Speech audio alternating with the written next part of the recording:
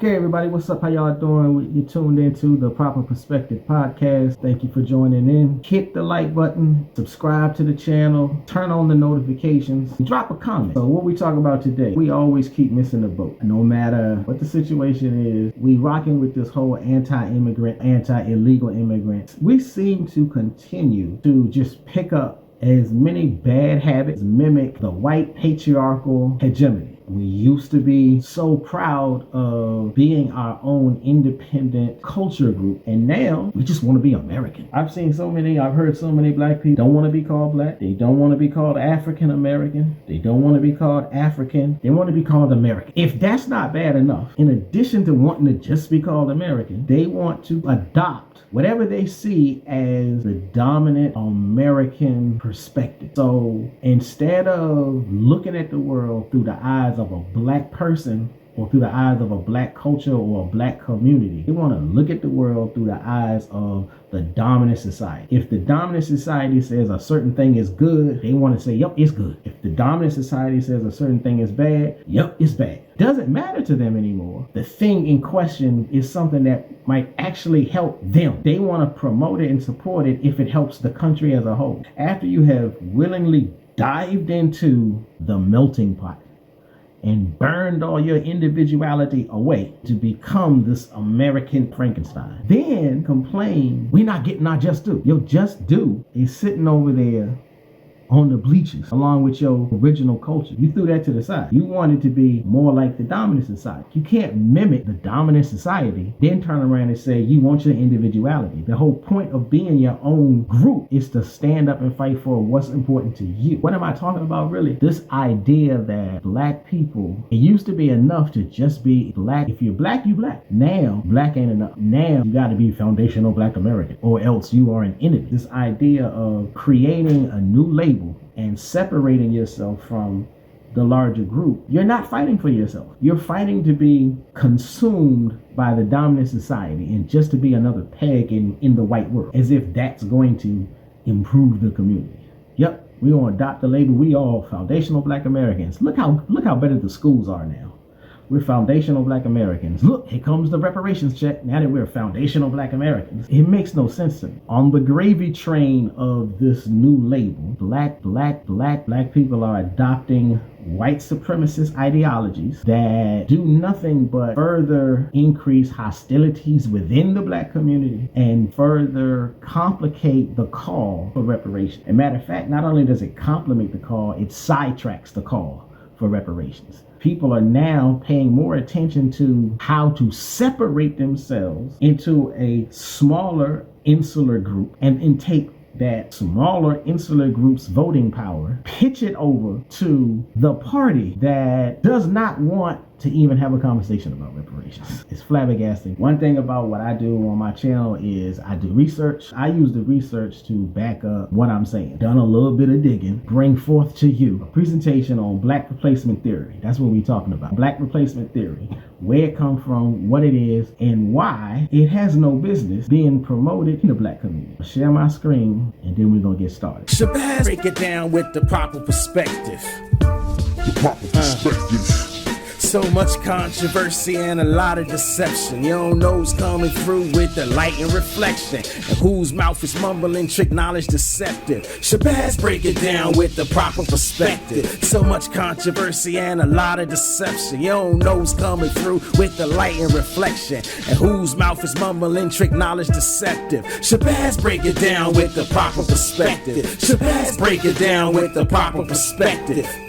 Break it down with the proper perspective. We're here today to talk about black replacement theory. Did my research. It's so very interesting. This is something that started in the white community, got its traction. The vast majority of the white community realized it was bogus, discarded it, shamed it, got rid of it. Lo and behold, somebody in the black community picks it up. Eureka! This is what we need to be about. Sharing the screen, this idea, black replacement theory. Well, where did it come from? It didn't even come from us. It's not like black people got together. It's not like there was a convention, and it's not like there was a meeting and black people came together and realized this is something going on. This is just some social media influencer propaganda designed to create division amongst various groups of black people, because that's what the enemy always wants: division and discord. The Great Replacement Theory. What is it? Where did it come from? Historically speaking, there was the so-called Great Replacement Theory in the late 19th century. It was argued by people like Maurice Barré and Renaud Camus. Started to argue that Jews and Western elite are conspiring to replace whites. Once it floated across the Atlantic Ocean, it was picked up by white Americans. It morphed into Jews and Western elites in America trying to replace the white Anglo-Saxon Protestant, the WASP. And it was pointing a finger at people of non-European descent, particularly Asians and Africans. In recent times, a version of this theory seems to have appeared in black discourse. Black Replacement Theory is the name. While white supremacists feared replacement by other races, some black voices have begun expressing concern over immigrant populations replacing or diluting black political power, or black social presence, or black social standing.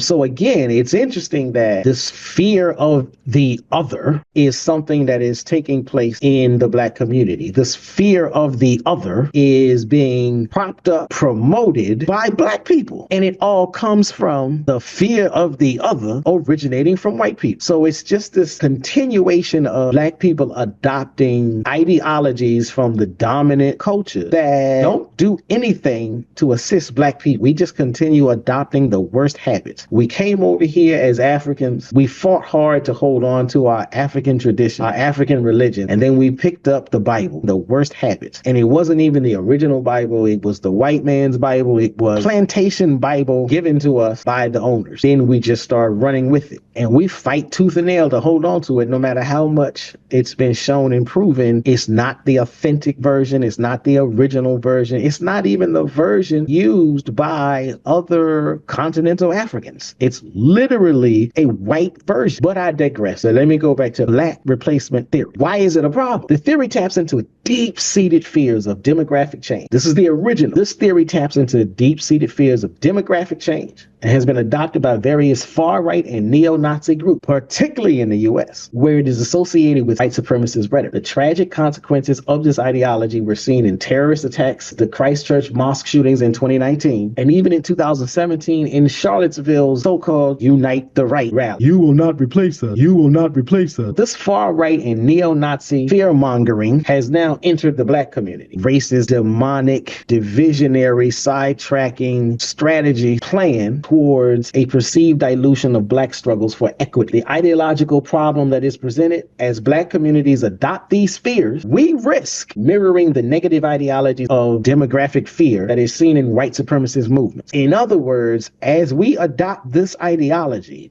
we at least should know that we are putting a dark skin on top of white supremacist ideology. I know you're going to hate me for saying this. Instead of rejecting the mythology altogether, instead of rejecting this white mythology of a white man bringing you gifts on a given day, we just put a black face on it. So we picked up a bad habit, colored it in like it's a coloring book. That's what we're doing with this replacement theory. We're just picking up these ideologies from the worst segments of the white community, and we're running with them like they're gold. So what? It's true. It's real. You don't understand. I do understand. The same way black people shifted from practicing their African-centered religion to the white plantation version of the Bible, the same way they shifted from a matrilineal-centered social system to a white social construct of patriarchy, shift from an open arms optimistic lens of the world's black population to a closed-fisted, negativistic, xenophobic view with what is called black replacement theory. Why do we keep taking on the worst habits of white society? This is nothing but siding with the enemy. Here's what I mean by that. The title of this slide is Wide Differences Between Biden and Trump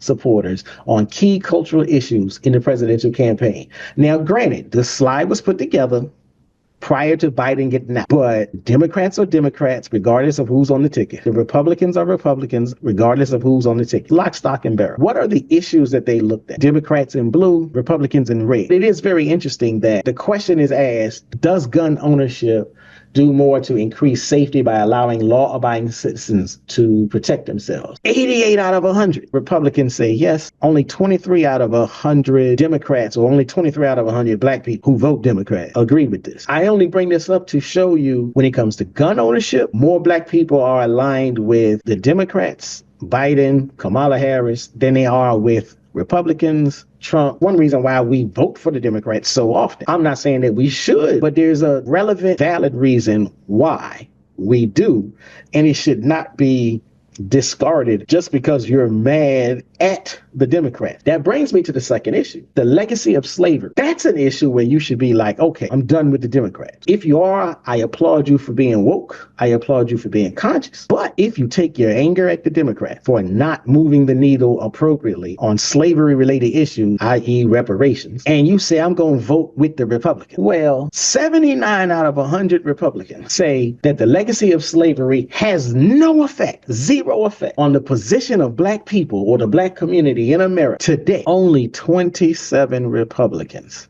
would agree that the legacy of slavery has a lasting effect on the black community today, while 79 Democrats agree that the legacy of slavery has a lasting effect on the black community. I can salute you for being fully aware that the Democrats have not done what they are supposed to do to address the issues of the legacy of slavery and reparations. But I have to chastise you. I have to castigate you. I got to question your wokeness. I have to question your knowledge, your understanding of things. If you say the best way to move the needle on reparations is to vote with the Republicans, when only 27 out of 100, for example, have said that it has any effect on the black community. You're voting for people who have said, y'all got y'all reparations when Obama was elected. But okay, you may say, you off topic. I thought you was about black replacement theory today. Okay, I am.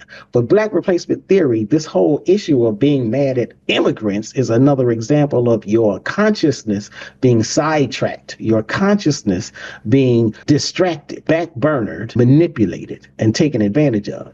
Having a goal, then going in the other direction. That's why I'm talking about black replacement theory. Why are we siding with our enemy? Why are we adopting our enemy's ideology? Are we really going to do this again? This repeated alignment with harmful ideologies and narratives from white supremacist discourse raises questions about our commitment to community solidarity. Did you catch that? Did you catch that? This repeated alignment with harmful ideologies and narratives from white supremacist discourse raises questions about our commitment to community solidarity. You cannot say that you are in it for the cause and then you continue to work on things that are not on the list for the cause. Historically speaking, siding with oppressive forces has led to detrimental outcomes for black people. So as we navigate today's political landscape, we must critically assess who we align with and how it impacts our collective identity and power. Again, I'm not saying we should stay on the Democratic train. I'm simply saying if we jump to the Republican train, we are literally jumping backwards. Hope you like that image. Now, what is all of this? What is all of this? So let me move into the reason I moved into reparations is one, because it is still the number one issue, the number one method of addressing the legacy of slavery that has impacted the black community. So anytime you have a political arena, political platform, anytime you have a political conversation about anything that deals with voting or a political party that should be supported,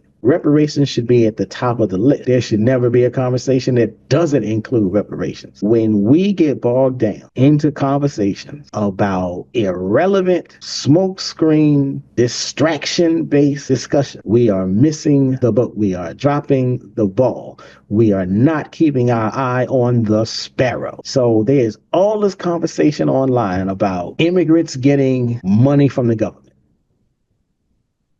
And we get all in an uproar when we find out some immigrant, some illegal immigrant, what have you, is getting food stamps or a WIC check or an apartment or rent. I get it. I want my rent paid too. And I get the anger. But what I'm saying is, let's investigate. It's very difficult for me to stomach this conversation when all we do is yap, blowing off hot air. We're not looking into it. We just complaining. If you really delve into it, and this is why I'm doing this video, when you delve into it, I'm not saying don't be mad that they're getting stuff that we're not getting. I'm saying find out who is benefiting from them being here. Don't be mad that they come across the border. Find out who's benefiting from them coming across the border. Now, when you do the research, I'm sorry to tell you, it's not the Democrats. When you do the research, it's the Republicans. How could you say that? We all know it's the Democrats.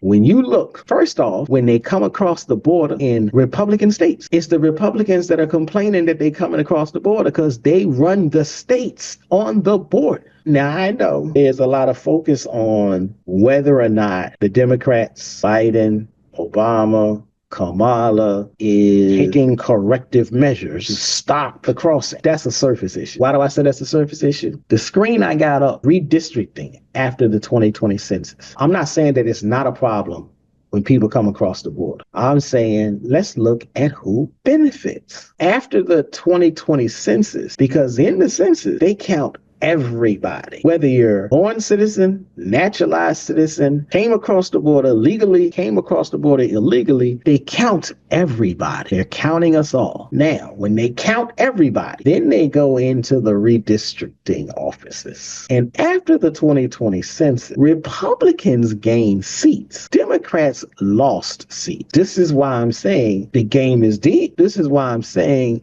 the Democrats aren't the ones benefiting, not in a direct way. So you could be afraid. You could say the Democrats are letting the illegals come in so they can replace us. First and foremost, they can't vote. They can be counted in the census to determine how many congressmen get to go to D.C. and sit in them chairs, but they themselves can't cast votes. Interestingly enough, who's really benefiting? I keep saying this because all these illegal immigrants that came over and got counted, they got counted in Republican states. So again, I recognize the validity of Black communities expressing their concerns over political power shifting toward immigrant population. I recognize that there is, to some extent, a legitimate fear. But one, I cannot help but remind you, it is rather reminiscent of far-right rhetoric. And number two, if you keep jumping up and down saying the Democrats are doing this, you're missing the boat. Who really got the benefit? It's not the Democrat.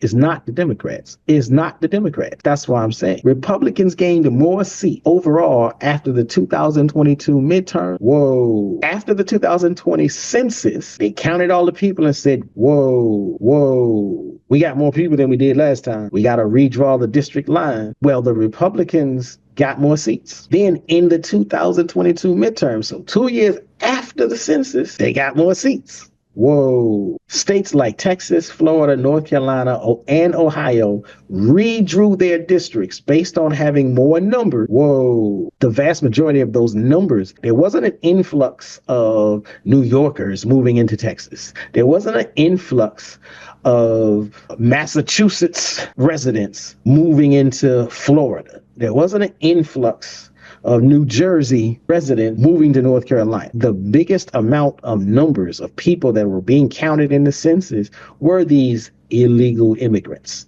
Why does that matter? The voting conspiracy. As we mimic certain narratives, like immigrants are eating cats and other nonsense, like we're losing political power to the immigrants. How about we scrutinize who is truly benefiting from these changes?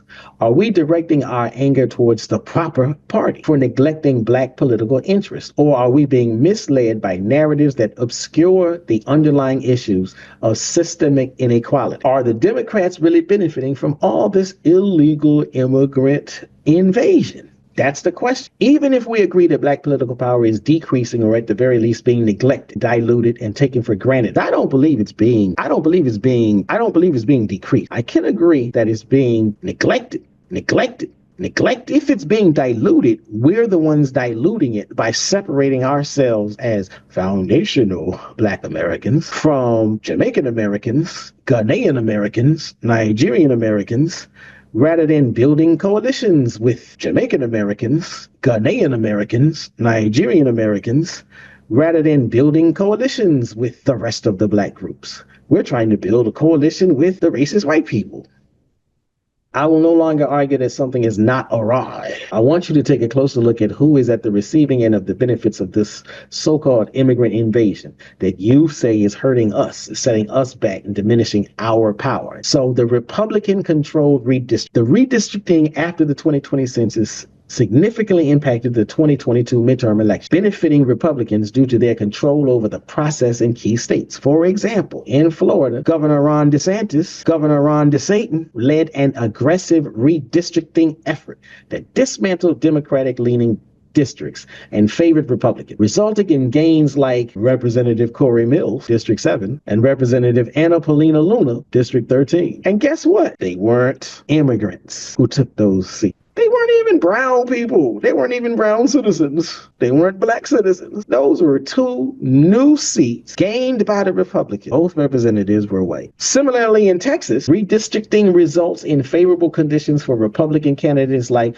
Mana de la Cruz and Morgan Luttrell. So again, who's really benefiting? If the Republicans are so angry that the Democrats are letting all of these illegal immigrants in, why are the Republicans benefiting from getting new congressional seats? With every congressional seat, you get another vote, you get another budget, a whole glob of money that comes into your state for each congressional seat. They add to the pot. If we now got 22 representatives, here comes some more money.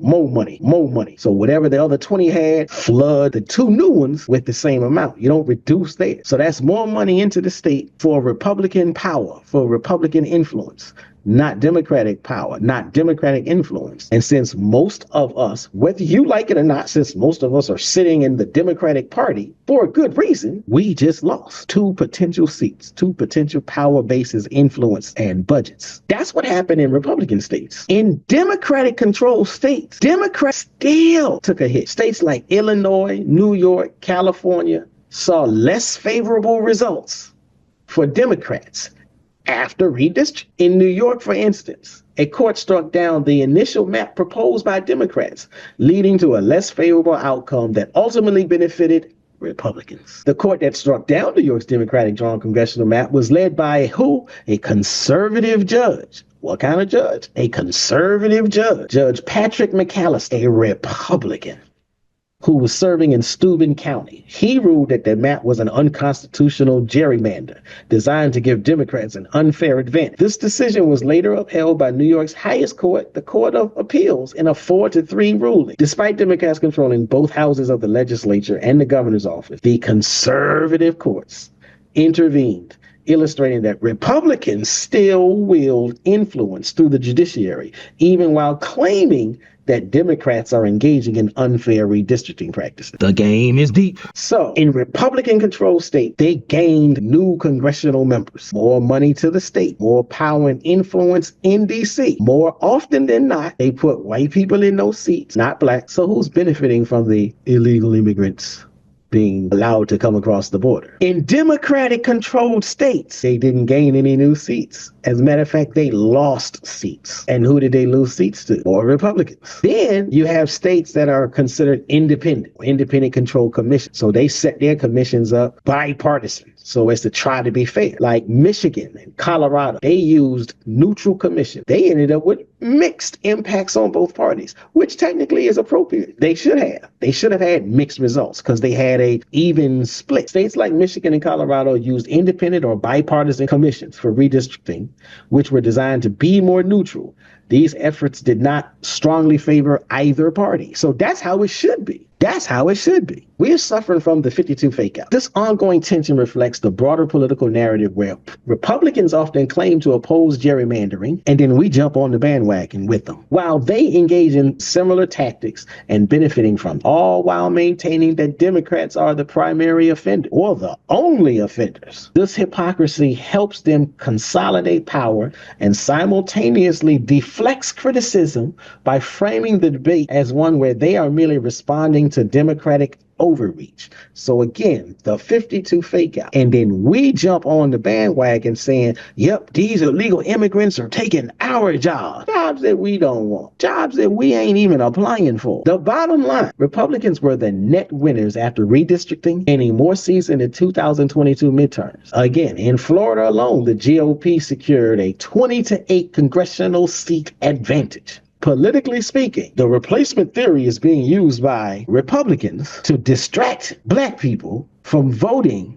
in their best interests and instead fighting amongst ourselves about who should be in the line. So you tuned into The Proper Perspective. That is my proper perspective. Make sure you hit the like button, leave a comment, share this video, this podcast with somebody else, turn on the bell for notifications. So much controversy and a lot of deception. You don't know who's coming through with the light and reflection, and whose mouth is mumbling, trick knowledge deceptive. Shabazz break it down with the proper perspective. So much controversy and a lot of deception. You don't know who's coming through with the light and reflection, and whose mouth is mumbling, trick knowledge deceptive. Shabazz break it down with the proper perspective. Shabazz break it down with the proper perspective.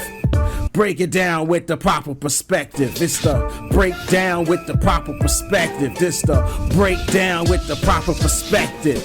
The proper perspective.